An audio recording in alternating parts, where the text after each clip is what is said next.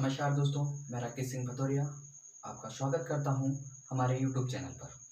दोस्तों, आज मैं आप लोगों को फाइनेंस के बारे में बताने जा रहा हूं। फाइनेंस क्या है? जैसे जैसे इंसान की बेसिक ज़रूरतें बढ़ती जा रही हैं, वैसे वैसे फाइनेंस भी बढ़ता जा रहा है।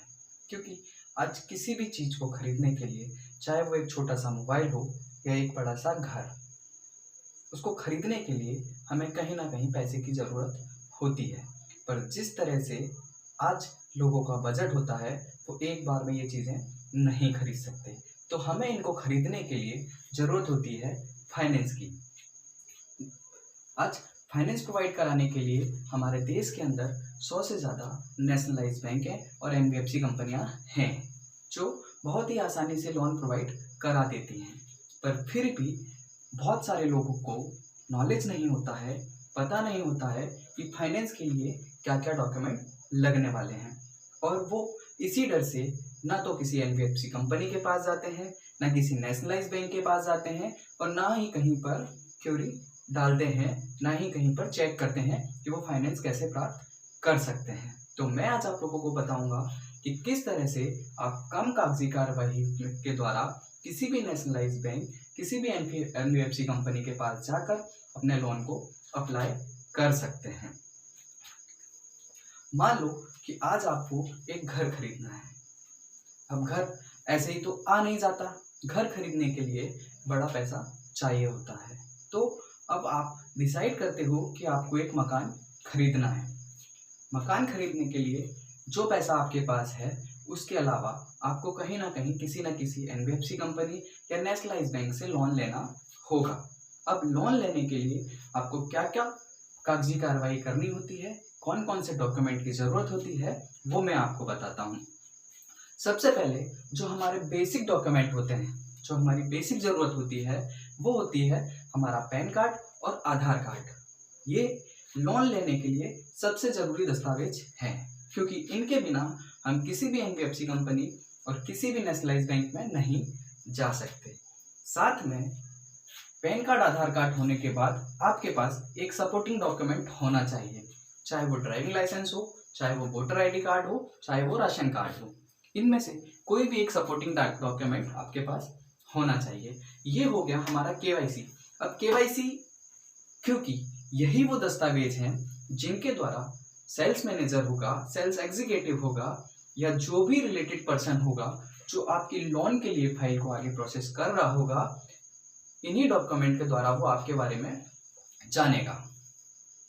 अब इसके बाद आ जाता है इनकम डॉक्यूमेंट, कि आपके पास केवाईसी तो प्रॉपर है, अब इनकम डॉक्यूमेंट आप लोगों के पास है या नहीं। तो उसके लिए जरूरी होता है कि अगर आप किसी अच्छी कंपनी में जॉब कर रहे हैं और वहां से आपको बढ़िया 30-40 हज़ार रुपए की सैलरी प्राप्त हो रही है, जो सीधे आपके बैंक अकाउंट में आती है, बैंक खाते में आती है, और कंपनी आपको हर महीने सैलरी स्लिप प्रोवाइड कराती है, तो आपको चाहिए 6 महीने की सैलरी स्लिप। अगर वेरिएबल सैलरी आ रही है तो, अगर आपकी सैलरी फिक्स आ रही है तो आपको सिर्फ 3 सैलरी स्लिप की जरूरत पड़ती है। दूसरी चीज, उसके बाद आपको जरूरत पड़ती है बैंक स्टेटमेंट की, जो कि 6 महीने का बैंक स्टेटमेंट होना चाहिए। उसके साथ आपको एक बैंक वेरिफिकेशन कराना होता है, जो हर एनबीएफसी कंपनी, हर नेशनलाइज्ड बैंक का अपना अपना फॉर्मेट होता है, जो वो आपको देते हैं। आप उसे जाकर बैंक से वेरीफाई करा के, अपने सिग्नेचर वेरिफिकेशन कराकर वो बैंक में सबमिट कर देते हैं। इसके साथ साथ हर बैंक की अपनी एक प्रोसेसिंग फीस होती है।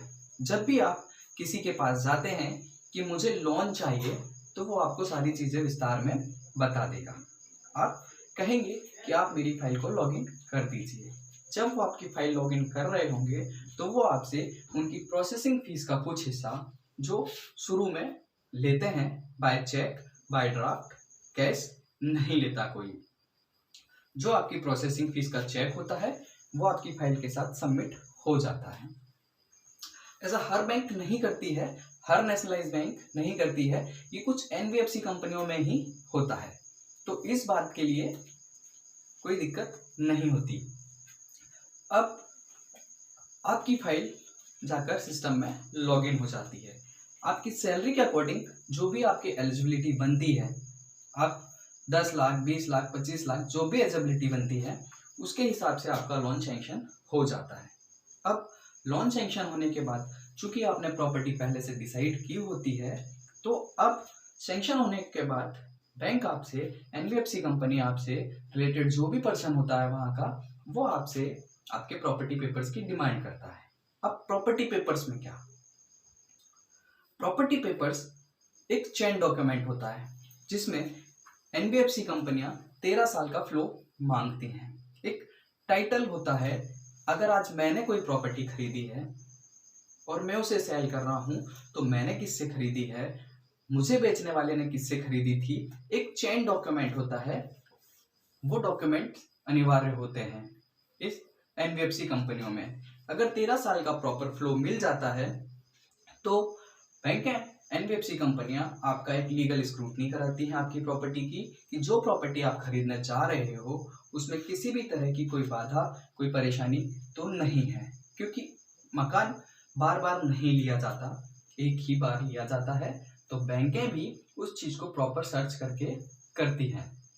आपकी लीगल वेरिफिकेशन क्लियर होने के बाद, लीगल स्क्रूटनी होने के बाद, फिर बैंक का एक एम्प्लॉय होता है वैल्यूअर, जो टेक्निकल करने जाता है, वैल्यूएशन करने के लिए जाता है आपकी प्रॉपर्टी की। और जब वो वैल्यूएशन कर रहा होता है तो वो ये सारी चीजें वहां पर चेक करता है कि आपकी रजिस्ट्री के ऊपर, आपके एग्रीमेंट के ऊपर जो 4 बाउंड्रीज लिखी हैं वो प्रॉपर है, आपका जो डायमेंशन लिखा हुआ है वो प्रॉपर है। ये सारी चीजें करने के बाद वो लोकल मार्केट से वैल्यूएशन पता करता है और जाकर आपकी एनबीएफसी कंपनी नेशनलाइज बैंक को प्रोवाइड कर देता है। इससे क्या होता है कि सपोज आज आपने लोन के लिए अप्लाई किया है 25 लाख रुपए, बट आपकी जो प्रॉपर्टी की वैल्यू है वो 20 लाख रुपए है, तो कंपनी आपको 25 लाख रुपए प्रोवाइड नहीं कर सकती है। कंपनी जो भी प्रॉपर्टी वैल्यूएशन वैल्यूअर के द्वारा आती है उसका 80 to 85% ही डिस्बर्स करती है। अब आपकी लीगल स्क्रूटनी हो गई, टेक्निकल स्क्रूटनी हो गई, अब आपका डिस्बर्समेंट की बारी आती है। अब जब डिस्बर्समेंट कराना होता है तो एम्प्लॉय आपसे कुछ चेक्स की डिमांड करते हैं और जो भी उनकी रिलेटेड प्रोसेसिंग फीस होती है वो आप लोगों से बोलते हैं कि आपको ये लेकर आना है, ये एग्रीमेंट साइन करने हैं और आपको लोन प्रोवाइड हो जाएगा।